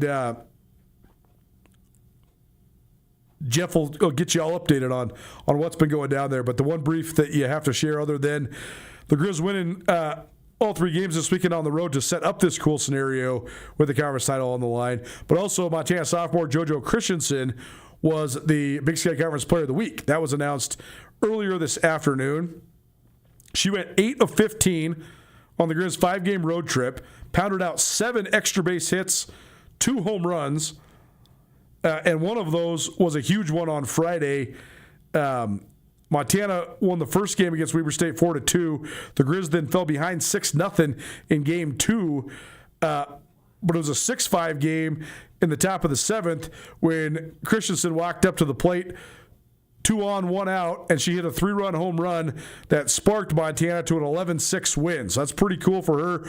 What a great revelation of a sophomore season that she's in the midst of. She hit just 185 as a freshman in 54 at-bats last year, but this year she's been an every game starter, either at first base or left field. She's hitting 309, 24 extra base hits, and she's slugging 590. So pretty dang good second year And that's sort of what Steph Ewing did. I think she brought in some good talent, and she played a lot of them really early. And I think some of those gals are starting to turn a corner, and here they are knocking on the door of a conference championship. So Nuanez Now, 102.9, ESPN Radio, SWX Montana Television, and the ESPN MT app. Okay, we're all caught up. I got you through all the best of the weekend, all the news briefs. Now you sort of know where we're at when it comes to the spring sports.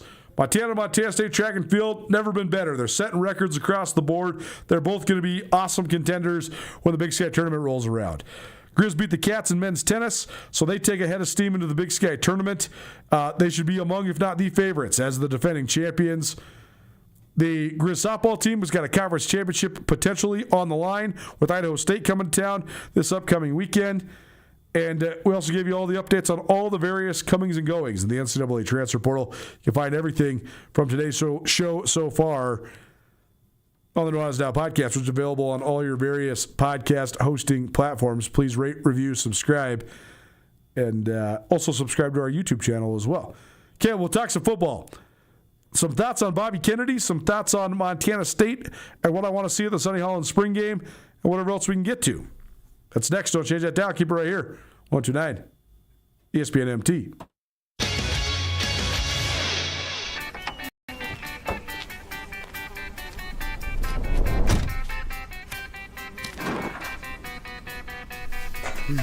What do you expect me to say to her? She's getting married in 30 minutes. We're doing everything we can. John, can you hear me? John?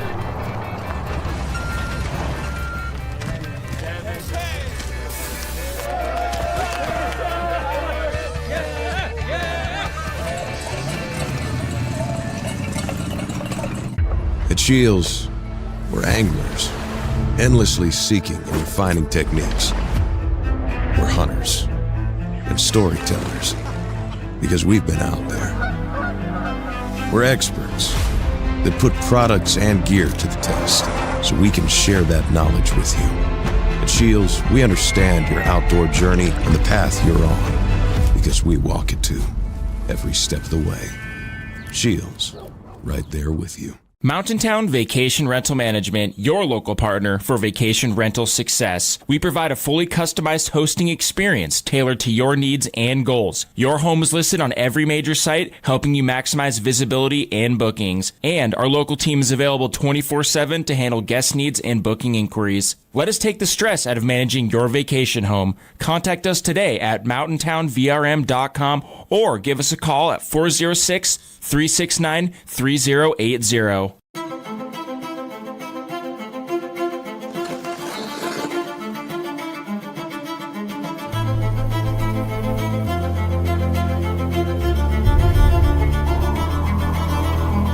The rare moments in life, they're not just few and far between. They're meant to be treasured.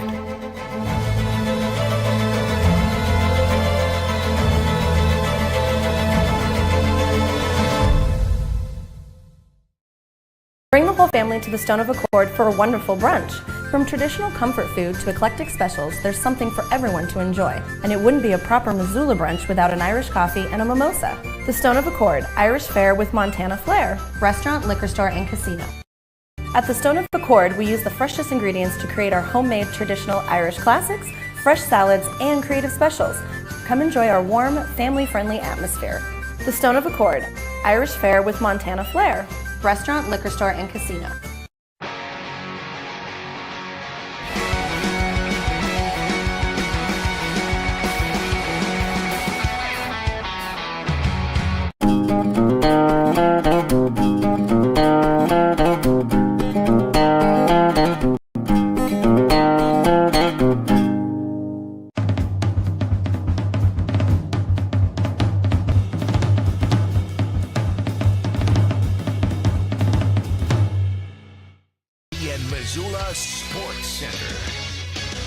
Money Williams is headed to the ACC. Hello, I am Hayden Smith. Williams, a two-time All-Big Sky Conference performer who led Montana to the championship game of the Big Sky Tournament in March, is headed to Boston College. He announced the decision on his personal Instagram. Williams will be taking his elite scoring abilities to a BC program coming off a season in which it posted records of 11-20 overall and 4-14 in the ACC. The Eagles last had a winning record in the 23-24 season, last had a winning conference record in the 2010-11 season, and last made the NCAA tournament in the 08-09 season, which was the last time they were ranked in the AP Top 25 poll. Williams will be entering a new era for Boston College as the team hired first-time head coach Luke Murray. The 41-year-old Murray most recently was an assistant coach at UConn under Dan Hurley, helping the Huskies win 2 national championships and post 1 national runner-up finish in the past 4 seasons. He is the son of Bill Murray, a famous actor and comedian. Williams was a unanimous All-Big Sky selection as a junior, averaging nearly 21 points per game for the 18-win Grizz. He was voted the Big Sky Tournament MVP in March after leading the Grizz to the championship game. Williams poured in 40 points against Northern Colorado and 32 more against top-seeded Portland State to get the Grizz in the chipper for the 7th time in 11 tries under 12th-year head coach Travis DeCure.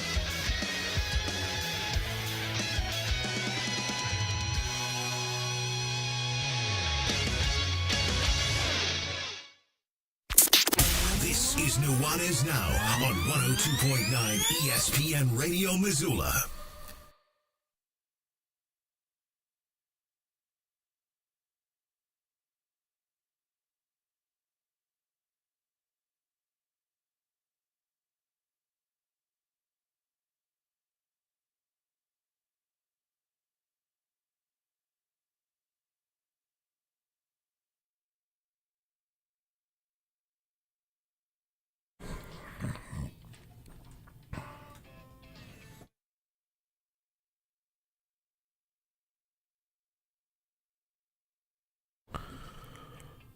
Welcome back. 102.9 ESPN Radio, SWX Montana Television, and the ESPN MT app. Colter Nuanez coming to you through the Grizzly Disposal Studio. So we have a text line. You can always text into our text line, 406-888-1029. And while Missoula is a burgeoning town that has certainly grown a crazy amount since I was a kid, it's still a small town. So a lot of you people, a lot of you folks that are listening to my show are my friends, and so you have my phone number, and so you text me just on my line, so I get those straight up on my computer. So 2 texts in, one from one of the guys I went on my golf trip with. He wants a review of Gamble Sands, which is where we were. And man, if Gamble hears this, we'll definitely trade you some stay-in place, because this is one of the coolest places ever. It's in the middle of nowhere, Brewster, Washington. It's a fun drive, even if it is a little bit of a long drive from Missoula. But the course is immaculate. I mean, one of the most meticulously curated and unbelievably detailed courses I've played. One of the hardest. There's actually 2 courses there. There's the Gamble Sands OG course, and then there's also the Scarecrow, which just opened last September.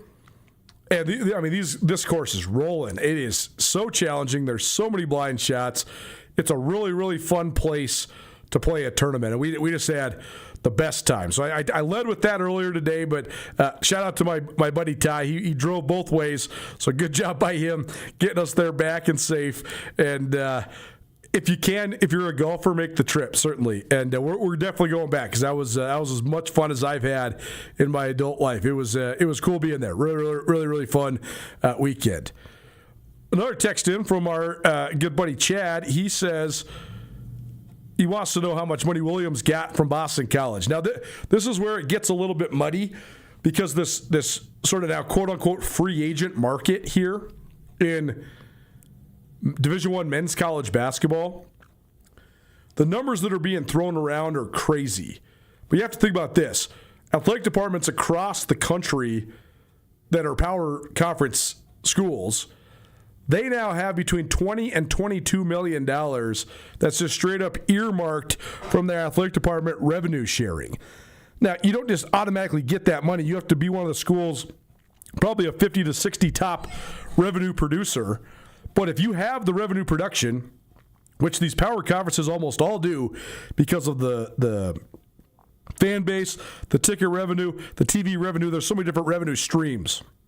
So much of it stems from football. I mean, make no mistake, that's why these schools are doing this, is to make a whole bunch of money off of college football TV money and NCAA tournament basketball money. That's where it's all coming from.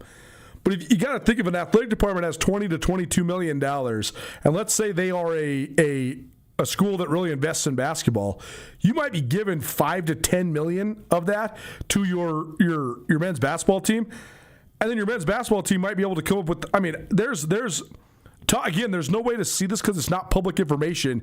If schools have NIL collectives, then all the numbers are sort of just speculatory. But you've heard that, like a team like Oregon football, I mean, there was varying ranges. I was in Eugene covering a game there at Autzen Stadium when Montana State opened up at Oregon. And you got 60-plus press members working there, including a couple guys that I had gone to college with at Montana. And so I was asking these guys, like, what are the salaries like on this team? And there was estimations anywhere between $30 and $50 million for Oregon football in terms of their NIL monies that they have at their disposal. Well, there's rumors that a lot of these Power 5 men's basketball teams have anywhere between $15 and $30 million at their disposal. When you only got 15 guys on a roster, and a lot of times even 13 guys on a roster, because there's only 13 full scholarships in men's basketball, I mean, do the math. You got $20 million to spend 12 different ways. That means everybody's got a chance to get high six figures, if not low 7 figures. So I know Money Williams, like, what is the market for a 6'4" guard who scores over 20 points per game? Like, the matrix of, like, what your production level is and what your all-conference accomplishments are, combined with the RPI of your league. Like, if you're making a formula here, Money Williams fits into the top upper right-hand corner of that grid. So I know that they were, when I say they, him and the people close to him were in pursuit of $1 million or more. There's also been rumors that he had been offered high 6 figures in the past. I mean, a guy like Malik Moore, for example, who transferred from the Grizz to Xavier, there was rumors that he got anywhere between $600,000 and $800,000 to do that. Now, he went to Xavier and was a starting player.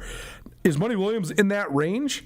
I'm not sure, but I bet a school like Boston College, if you're going out and recruiting a dude who's a 20-point-per-game scorer and you're a first-year head coach, you're basically telling this guy, we're going to put the ball in your hands and we're going to have you be the man and, we're going to help you get to the NBA. I have no idea if that's what Luke Murray, the first-year head coach at Boston College, told Money. But I would just imagine that if you were a first-year head coach, you're not recruiting Money Williams for his defense or for his spot shooting. You're recruiting Money Williams to put the ball in his hands and let him get downhill on people. So if he's one of, if not your top targets in the portal, again, I don't know what Boston College basketball's NIL money is. But if they were giving Money Williams high 6 figures, then that would not surprise me. I'm looking this up right now. I mean, they have a lot of money. I mean, Boston College has a lot of wealthy alumni. This doesn't have a specific number, but I mean, some of these estimate $2, $3, $4 million. So again, it would not surprise me if Money Williams is getting close to or at 6 figures or even low 7 figures. Now, I'm unsure if Boston College or Missouri or UNLV, the schools that were his final schools. I don't know if Boston College offered the most money. I also don't know if any of those schools could meet what they thought was like a 7-figure market. But I wouldn't be surprised if any of those and all of those schools couldn't get close. So that's sort of where we're at in college basketball. If you're going to go to a mid to high major school, even if they would have gotten to Santa Clara or St. Mary's, like those two teams were top 40 teams in the country this last year. Santa Clara was a buzzer beater away from beating Kentucky. They're a 10 seed. St. Mary's was a 7 seed. So these are well established good programs. So if he goes there, again, I don't know if they have $1 million, but I bet you they have something close. And you got some of that NCAA tournament money now, et cetera, et cetera. I would bet Money Williams got somewhere right around, maybe a little less, maybe a little more, $1 million, I bet, from Boston College. But then again, how do we know? Like, all of this has been hearsay because when you run this stuff through a private fundraising agency like a collective, which most schools have, what is a school allotting for women's basketball for revenue sharing or men's basketball for revenue sharing from the athletic department, that is public information that we can look up and summon. So once this begins at Montana State, it's sort of going on right now. But like next academic year, that's when this really becomes a reality. Most of the players for the Grizz football, men's and women's basketball teams, and same thing at Montana State, are going to be getting money from the revenue share at their respective universities from those athletic departments. That will be information that we can get as journalists. Like you can go, like it's state stuff, so it has to be public. Whereas, how much money does this collective have? How much money does that collective have? Uncertain, and that's not public information, so we can't summon it. So I don't know what Boston College has, but the fact they're in the ACC, the fact that it's a private school that has a bunch of alums, certainly interesting. So we appreciate the questions. Let us know if you're my friend and you have my number. You can always text me. And if you are listening to the show and you want to be a part of it, 406-888-1029. That's 888-1029. Call it or text it anytime. Let us know what you want us to talk about. We actually are going to talk some football. We'll talk plenty more football this week as well. That's next. Give you some thoughts on the remaining session of spring football at Montana State. Don't change that dial. Keep it right here. 129 ESPN Radio.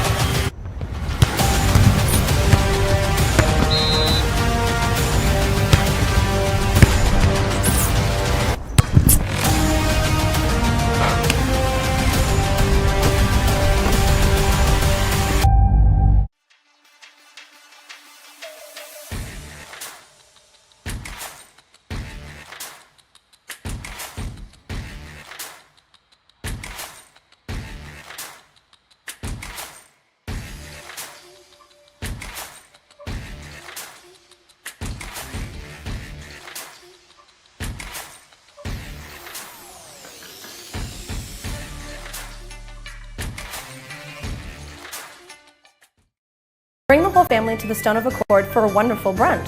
From traditional comfort food to eclectic specials, there's something for everyone to enjoy. And it wouldn't be a proper Missoula brunch without an Irish coffee and a mimosa. The Stone of Accord, Irish fare with Montana flair. Restaurant, liquor store, and casino. At the Stone of Accord, we use the freshest ingredients to create our homemade traditional Irish classics, fresh salads, and creative specials. Come enjoy our warm, family-friendly atmosphere. The Stone of Accord, Irish fare with Montana flair. Restaurant, liquor store, and casino. Access to Montana's great backyard is the best part of being a Grizzly. At the University of Montana, our classrooms are the mountain peaks, river valleys, and never-ending plains of the Big Sky Country. We provide students with the hands-on training to protect and enjoy hunting, conservation, and stewardship. UM launches the careers of outdoor leaders so that they can protect our traditions and ensure they are passed down for future generations. Because what's made in Montana is remaking the world. Why would any business let you use their product and give you 365 days of reassurance? Mattress Firm does because they believe in their mattresses. Save on top brands like Nectar, Tempur-Pedic, Beautyrest, Serta, Stearns & Foster, and others. Mattress Firm carries $149 mattresses all the way up to the luxury Purple Rejuvenate Premier. 0% in payments as low as $39 a month, along with 365 days of reassurance. See why Mattress Firm is Montana's best place to find the sleep you deserve. Mattress Firm, where it's easy to get a great night's sleep.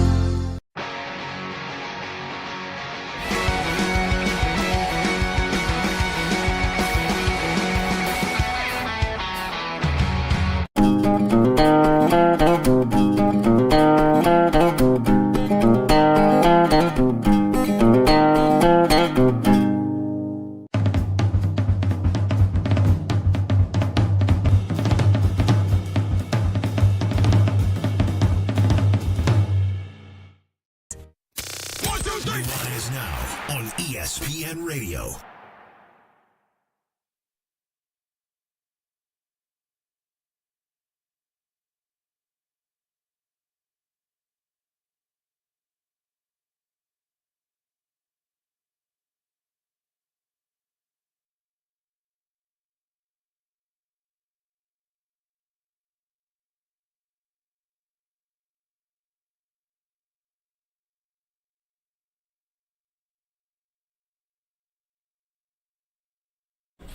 Welcome back. 129 ESPN Radio, SWX Montana Television, and the ESPN MT app. Colter Nuanez coming to you through the Grizzly Disposal studio here at the Missoula Broadcasting Company. Grizzly Disposal, like Missoula Broadcasting, locally owned and operated, and happy to say so. If you'd like to make the switch to locally owned and operated waste management, call 406-541-7171. That's 406-541-7171. Appreciate Grizzly Disposal. Over the weekend, Jack Ryan, the latest in-state commitment. He is a defensive back, or he's like an athlete. He's like a receiver defensive back type at Billings West. He is was also the runner-up at 165 pounds in state wrestling. Like a guy, if a guy's wrestling at 165, he's probably playing football more like, 175, 185. I also think guys like that are like middleweight type wrestlers, they can gain some weight pretty quick once they don't dedicate their lives to that. Anyways, that's the news of the weekend. We'll have more on the in-state recruiting battle later on this weekend and try to round up a couple of the recent commits for both the Grizz and the Bobcats. Missing the show, you can always find it on the podcast. Tons of news to sort of get caught up on the wide world of college spring sports. We'll have a little similar segment, probably similar first hour tomorrow, to get us all caught up on high school spring sports. But I want to spend the rest of the show talking a little bit about Montana State Spring Ball, which we'll take center stage here this week because the Sunny Holland Spring Classic is on Saturday. Grizz wrapped Spring Ball 2 weeks ago, and so we talked plenty about that last week. Cats started later, so that's why they're still going. But I'm really excited to see the now reigning national champions live and in person on Saturday. There's not a ton of turnover at Montana State. There is a little bit on the coaching staff, but Brent Vegan has proven that his formula is pretty much, I'm not going to say perfect, but it has very few holes in the armor, so to speak. Like they've had a ton of turnover on their staff over the last 5 years, and they've just kept on rolling. I mean, Pete Sturbeck is the third offensive coordinator that Brent Vegan's had in 5 seasons. They've had a new defensive coordinator every year. They've had 5 DCs in 6 years, entering this 6th season for Brent Vegan. And they haven't missed a beat. They've had turnover on the offensive line multiple times. They're now going to have a new defensive line coach with Sean Howe. But that's the thing. Jean Baptiste has been coaching the defensive line as the D tackles coach alongside Sean Howe. Now he's got the whole group. So he's been around these guys. He's been in the room. That's sort of how they do it. They either hire somebody that sort of has familiarity with their program, like they did with James Price, the new wide receivers coach, or they have a guy within the program that just gets promoted or gets an expanded role. So that part is, even though that's been a little bit intriguing, the fact that they haven't really missed a beat on the coaching staff under Vegan is it's been pretty impressive, but I don't think that's a huge question mark. Like having new defensive coaches, right? Having Sean Howe go to the NFL, having Bobby Daly come back to be the DC, I don't think that's that big of a question mark because they've sort of proven that they can do it. On the roster, they only had 9 seniors last year, 4 of them on the defensive line, so that's certainly a place to look, but I do think that you've been cultivating this really good young talent. Like Zach Cruz hasn't been a full-time starter, but we know Zach Cruz can play. Missoula Sentinel kid. Talon Marsh from Helena Capital. Like that dude's a Gatorade Player of the Year in Montana. Like that dude won a state championship. That dude is a really good player. He's just sort of had to wait his turn. The big question is, can you get like Paul Brott level production and Paul Brott level disruption out of a guy like Talon Marsh? That remains to be seen. Like he's one of the strongest guys on the team, Marsh is. So can he put into action that strength? He's played a lot and he's been good. Can he be great? Like, can he be an All-American type like Paul Brott? That's certainly going to be really interesting. But they have had guys that have played a lot on the defensive line, even if they do lose their starting front 4, because that's how they roll. They play 8 guys defensively on the line. So even though they lose, half their seniors were defensive linemen last year, including captains and leaders like Paul Brott and Kenneth Iden. But I still think that they have a formula for replacing that unit. To me, the number one place I'm looking defensively is on the back end. Who's playing corner? Who's playing safety? How is that group coming together? And then on the other side of the ball, You know you got Justin Lamson at quarterback, and you got some intriguing options as his backup if, heaven forbid, he got hurt.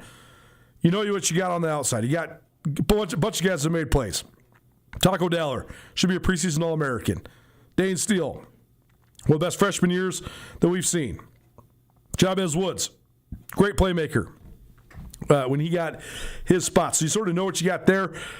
Running backs led by Adam Jones should be really good. The tight ends are as deep as anybody in the country. They got some serious talent at tight end. And the offensive line is the spot you're going to be looking at, right? First of all, you know you got your left tackle in Braden Zimmer, but is Titan Fleischman playing guard or tackle? I think the position versatility is what makes him league. Like the fact that he went from an All-American right tackle to then playing inside and playing guard last year and being an All-American again, I think that really, really helps you in terms of your prospects for the NFL. That said, I think his best NFL position is at right tackle. So, and is that his best position for the Cats, though? That comes down to then who emerges on the interior.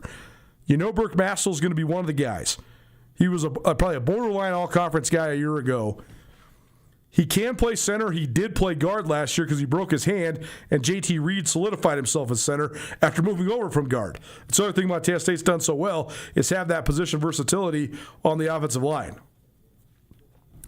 But with Reed gone, is Mastel the center or is Mastel the guard, and can a guy like Aiden Kaplan emerge at center? He was a big recruit out of Texas, still young. Is he ready? A guy like Tommy Nielsen, a walk-on kid from Missoula that's gotten some good size. I'm actually not sure if he's on scholarship or not yet. He might be getting a little money. I'm not sure. But he's certainly in the mix on the depth chart. So can one of those guys rise up and be the center, and then is Mastel a guard, or is Mastel the center? I'm really intrigued by that part of the Bobcat offensive line. You also have guys like Dylan Rollins, who's a former Montana Gatorade Player of the Year out of Sentinel. Everett Carr, who was a highly regarded recruit out of Bozeman High School. Those guys have great talent and great size. They've both played. Rollins has played. He was like their sixth man last year, so he went in quite a bit, played a lot on special teams. And Carr was the starter for the first two games when Mastel was out. Then he sort of fell behind, and he traveled and stuff, but he was not necessarily getting that many reps. But those guys are both talented. So who plays where? Like, the fact is you have, what did I just name? 1, 2, 3, 4, 5, 6 guys that are in the mix for 3 spots. That's a good spot to be in. So who's your best 5? I think you know Zimmer's on the left side. I think you know that Fleischman's either the right guard or the right tackle. So what's the other best 3? Like, the battle for the interior positions is going to be very, very intriguing. Can they find a steadying presence at center? That's a big deal. Like, I thought that the Grizz rotation at center and struggle at center last year was one of the only things that held their offense back. Other than that, their offense was dynamite. It was one of the best in school history. They scored as many points as any Grizz team ever.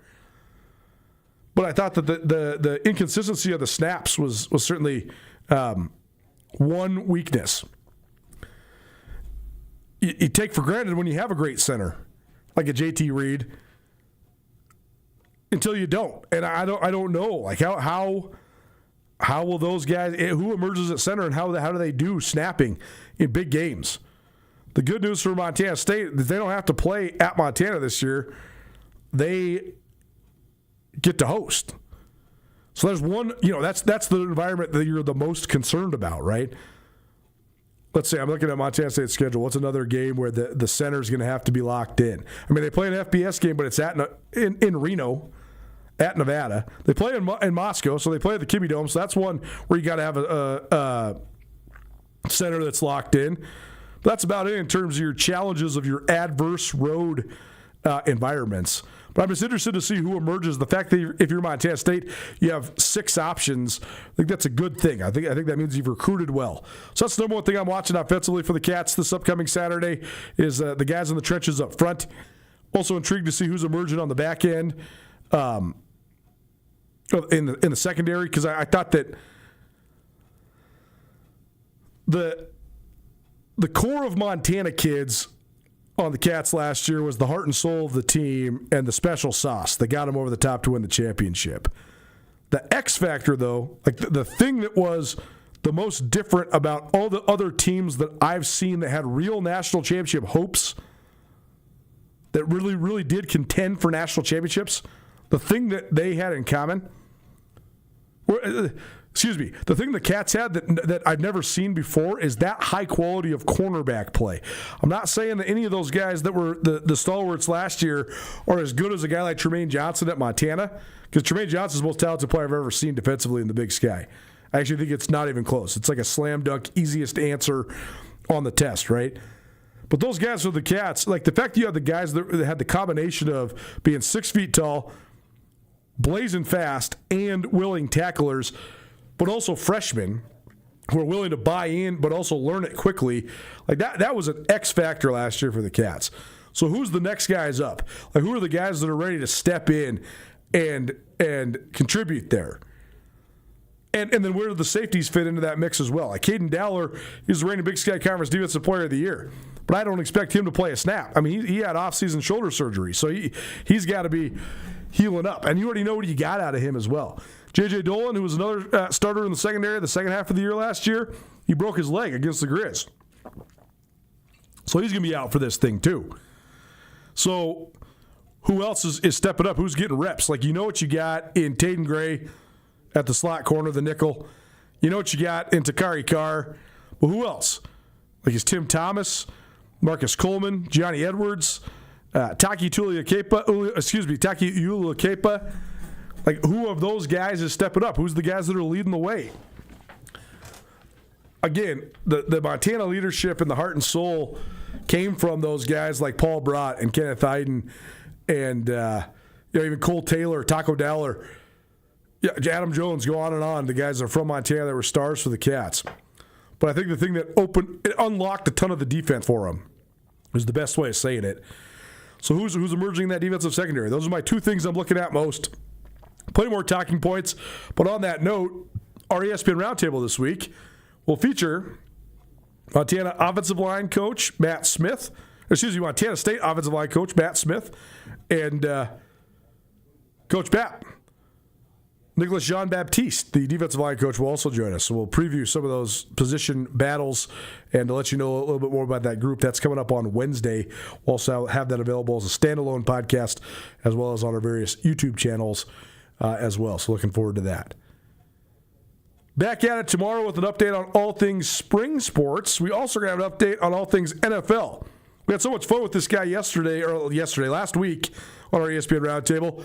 Audrey Patterson will join us again. We'll talk Dexter Lawrence trade and other defensive line storylines. That'll leave the show at 4 p.m. See you then. Nuanez Now, ESPN Radio.